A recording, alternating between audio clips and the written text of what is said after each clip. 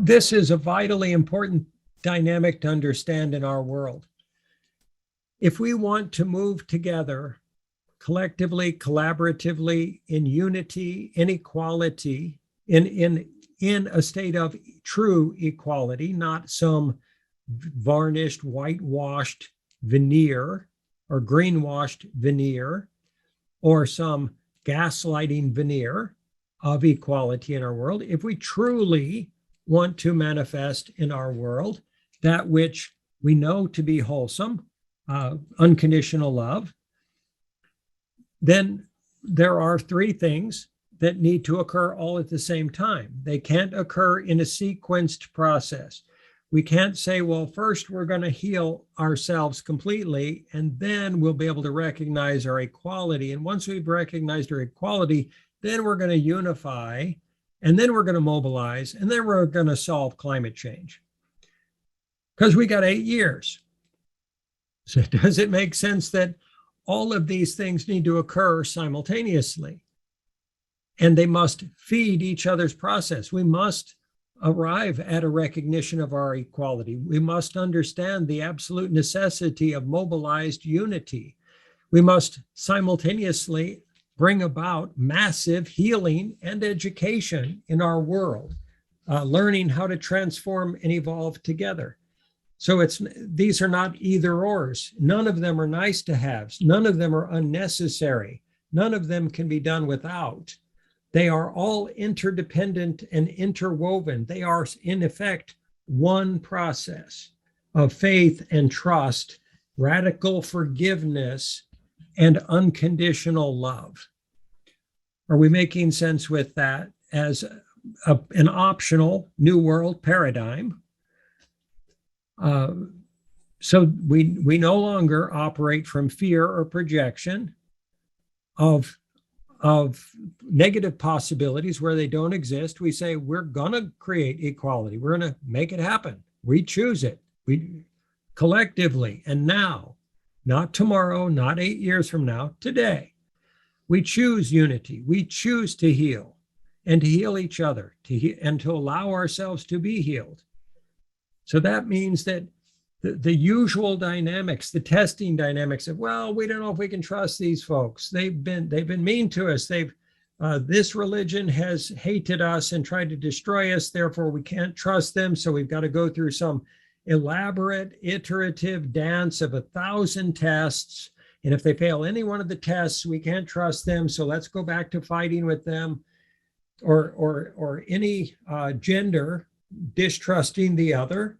And women saying, well, we don't think we can trust men. They really haven't stepped up as much as we think they should have. Therefore, we're going to hold off contributing or collaborating or participating or recognizing our own equality or recognizing the times that men do treat us equally. And men saying, oh, no, women have hurt me in the past, and they're emotional and they don't operate the way men do or the way I think they should. Therefore, I'm not going to trust them emotionally. I'm not going to be vulnerable to them. And I'm not going to recognize their true and absolute equality to men. And I'm not going to foster that and support it and honor it and respect it 100%. So those permutations of political correctness that we utilize now as our standards for is this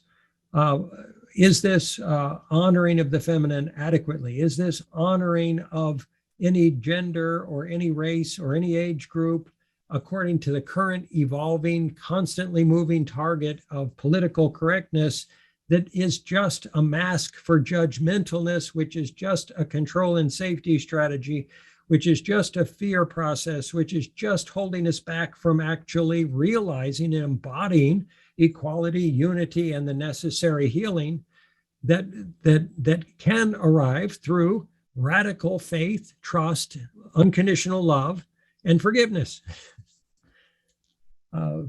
So there are no dependencies or requirements in unconditional love. Unconditional love is unconditional. You can hate me, I'll still love you. You can try to destroy me, I'll still love you. You can act in a distrustful way or in a non-integrous way. I'm still going to love you, and I'm still going to love myself. My love for you and my love for myself are not based on what your choices are, your actions, your behaviors, your history, what you did a year ago, 10 years ago, or 50 years ago. None of that. Unconditional love is complete. It's now. It's real. It is transcendent. It is a way of operating in our world that allows for co-creation of any beautiful, wonderful possibility. We can do that today. It doesn't. We don't have to slap the tiger endlessly. We don't have to test each other endlessly. We don't have to fear project onto each other endlessly, distrust ourselves and each other endlessly. Question, do we really deserve to heal? Are we really good enough to live as a species? Should we punish ourselves as a species and go extinct because of all the terrible pollution and eating up of the environment we've done? We don't need to do any of that. We don't need to waste one moment on self-shaming or shaming of others, guilting others or guilting ourselves, judging each other or judging ourselves, or punishing each other or punishing ourselves. We can go directly to, I'm sorry, I've forgotten the position on the game board. We do not have to pass go. We can go directly to the result that we choose to go to right now, today, by choosing collectively to do so. We are not limited by our history. We're not limited by our tribal habits. We're not limited by our dynamics of judgment. We're not limited by beliefs unless we choose to be limited by those. We don't have to stop all the perpetrators before we can love each other. We don't have to stop the abusers in our world. We don't have to stop the thieves in our world. We don't have to stop the organizations that prey upon us or try to sell us things that are not healthy before we choose to love each other. We can suspend our distrust. We can suspend our disbelief. And in that moment of insight, pure conscious insight, we can see what is truly possible.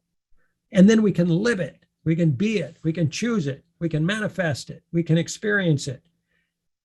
I'm getting all passionate about this process. I hope that this is helpful because it is meant to be. You are worth it. Every one of you is worth it. Everyone in the whole world is worth it. The natural world is worth this degree of loving intentionality.